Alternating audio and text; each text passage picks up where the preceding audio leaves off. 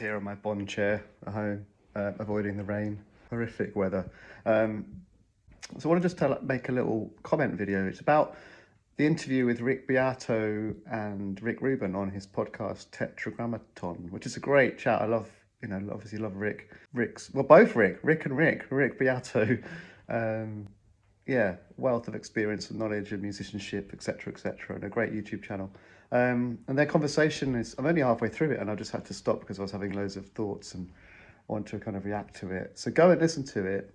It's on Spotify and everywhere where you get podcasts, Tetragrammaton. Loads of really good interviews actually on that pod. And there's a few things they talk about that really got my juices flowing in terms of wanting to say something about. And so this video is about that really. One of the main things they actually cover is this sort of backstory of how streaming has come in and how maybe streaming has changed how people listen to music and it's like something's lost. So Rick Beato was saying that it's about like the credits of physically holding something that means something and saving up the money and going and buying it and having that tactile relationship with the product and then building a relationship with the artists, like the lyrics, the artwork. That record would mean something more to you than just like a constant stream of music that's being created and you can just hit a play button. And he's sort of saying that something's been lost in the way people listen to music now. And that made me think, has it been lost? Like, is no one doing that anymore? Of course they are, of course. And then I was thinking, well, actually, in the context of Rick's life, Rick Beato and Rick Rubin and anyone of that generation, they've only ever lived their life in a world where music has been a recorded commodity. And the old way that used to be was nobody had studios at home. The only way to make a record was to actually rent a big studio, with a console, a tape recorder, good microphones, good room, etc. And so the record industry was born because those were the people that were going to front the money to make the records. And then the records had to sell something to get that investment back. So the business was immediately created. And therefore, the idea of value in the music was put there by the industry. If you go and buy a record, you're buying a product. And that product has a profit and a margin and a manufacturing cost. And some of that goes back to the artist or the band. But there was no other way. It wasn't like the only way to record music had a large cost associated with it. So they had to recoup that cost. And then obviously as a consumer, I'm in that world. I grew up on CDs and then vinyl. Vinyl sales have gone up. They haven't gone down. People are still going and buying records. They still love that experience. It's not less than it used to be. It's just there's a whole way more people now. There's probably twice as many people on the planet. And the same geeks, the same enthusiasts, the same people who obsess over the details, the players, the labels, everything, the artwork, they still exist. Guess what? There was also people around in the 60s and 70s and 80s who didn't pick the record up and get really geeky about it. They just bought what was in the charts, put it on and forgot about it, So it wasn't everyone who was buying vinyl was having that same experience of connection and it's just the people who are really passionate about it. And there's more people like that now than there was before because there's more people and there's more music and it's easy to get. There's more people making records. So there's that whole side of it. Has something been lost? I don't think anything's been lost. I think there's just more people listening to music.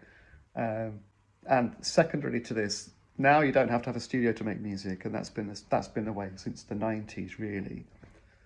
Sampling technology, computers, etc., and the dawn of home recording, and even types of music that didn't really need any recording, so just sampling. All genres like disco, house music, techno, a couple of bits of equipment, and you can make music. So that barrier was broken down. Therefore, the sheer amount of music being made was huge, and whole new genres and whole new ways of experiencing music in clubs and festivals. All that stuff is all new, so nothing's been lost. New stuff's been added, I think. So the fact that you can actually make a record on a laptop now with very little investment and just upload to Spotify, there's more people making music, there's way more people listening to music, and there's way more people. So it's simple that there's just more of everything. There isn't less of anything else, I don't think. maybe young kids who are not genuinely going to be the kind of people who are bang into music, like obsessive about it, they're probably hearing more music than they would have done back in the day. So the average kid back in the 60s who wasn't really going to be fussed about music, but just sort of had it around, they wouldn't have had that much music. They would have the radio, but it's only the people who really were passionate about it who went searching for the deeper stuff and the weirder stuff and the records, the record shops and stuff. But those people still exist. There's still the geeks, there's still the obsessives, there's still the fans who were going to go and find that stuff. They didn't go anywhere. But now maybe there's more people like non-muso fans, non-really into it people, actually getting more into it because of the sheer amount that's available and the ease at which they can go back through and listen to anything in recorded history. There's no real gatekeepers now. Somebody with very little obsession can actually be exposed to some really amazing music. Whereas before, they didn't used to have that. They have to really, really, really want it. And they got into some other stuff about the role of a producer, which was really, I was like, oh, my ears pricked up because that's what I do. And I think Rick's an interesting character, Rick Rubin, as a producer, because obviously I love his work and I like him and I devour most of what he says. But he does represent quite a singular perspective. And because of his success, lovely bloke, he claims to really not know anything and just go with his gut. And that made me think, actually, like the other Rick Beato commented about how the role of a producer, it's all about taste. A label or a manager would hire a producer to team up with the band or the artist. That producers had the ability to bring that artist's vision to fruition in the best way because of their tastes and because of their kind of musical brain, that maybe the band were better off with that person than just doing it themselves, or maybe they just need someone to oversee the project. But actually, if it's the producer's taste, like Rick was saying, he doesn't know how to get good drum sounds, but he knows what he likes. But what if the artists themselves really, really knows what they want? Like, it seems like a prerequisite for Rick to be involved in a project is for his opinion to be like the most important thing. Sometimes I've heard from interviews where people who work with him, where they're saying that he can be quite not really doing anything. He's in the room, and he just goes, "That's not the one. Do another one," or "I don't like it." If he thinks something's missing, it's missing. You got to do another one. Clearly works commercially because great records get made. He really puts the music creation on a pedestal and says he's searching for a real true moment, something that's got something that he can see, and maybe the artist doesn't notice that. But in a way, he's sort of directing things to what he wants. My thoughts were that the role of a producer really does depend on the project and the needs of the artist. He was talking about vocal effects, like he doesn't use any vocal effects, or he just uses dry vocal really up front, because to him, that's what the music is. It's all about that. Anything else blurs the vocal or takes away from the purity and intimacy of that moment. Fair enough, absolutely can understand that. But what if the artist's or the band's vision is to have loads of reverb wash all of the vocals and they love that sound? Like the delay or like really cool effects that lots of music has. Is Rick going to go, no, I don't like that, take that off? And the band's going to have their creative vision compromised by Rick's ideology about this. So maybe they wouldn't be a fit. Maybe, that's the wrong kind of relationship for that particular band or artist. Or maybe an artist is making like 8 records over their career. They may have had 3 with a certain producer or different producers and they like their sound, but they might think, do you know what, let's do one with Rick because Rick's going to make it something else. Rick's going to make it a Rick Rubin sounding record, or by being involved, he's going to ask us the different set of questions and maybe push us into a different space where maybe there isn't any reverb on the vocals or whatever it might be. But it made me think about that, like, as a producer myself, who also is a musician and a writer and a mix engineer and sort of involved every step of the way, my opinion and my tastes are always there guiding how I'm hearing things.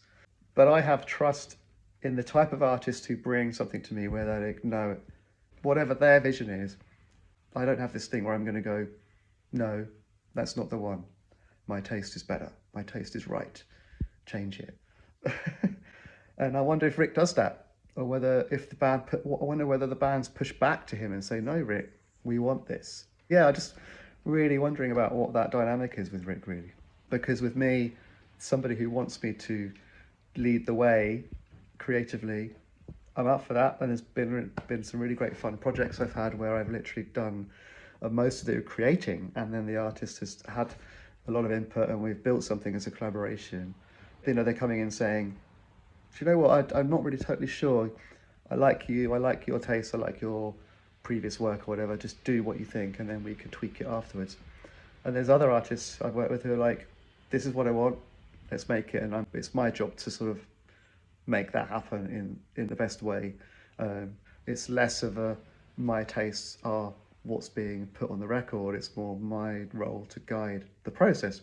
Yeah, and Rick Beato, interestingly, another third thing is he's self-taught. He's had a really interesting background in learning music, and he talks about perfect pitch. His son's got perfect pitch, and he's learned. He's got a fantastic ear, and I really connect with that because I'm self-taught 100% pretty much. I've had a few lessons from, by and large, everything I've learned has been from listening to records and learning, playing along, and using my ear. I thought that was really interesting, and also I feel like it's very, very important as a thing to develop. Just building an ear and a production ear and an understanding of like what's going on in each of the instruments and each of the areas of a band sound, and then the key the songs in, how fast the songs are, the backing vocals, the drum patterns, the relationship with the bass line and the vocals, and you know how the choruses might feel bigger than the verses, and how the arrangement might have a weird sort of bit in it where it changes key, or where, you know, all that kind of stuff.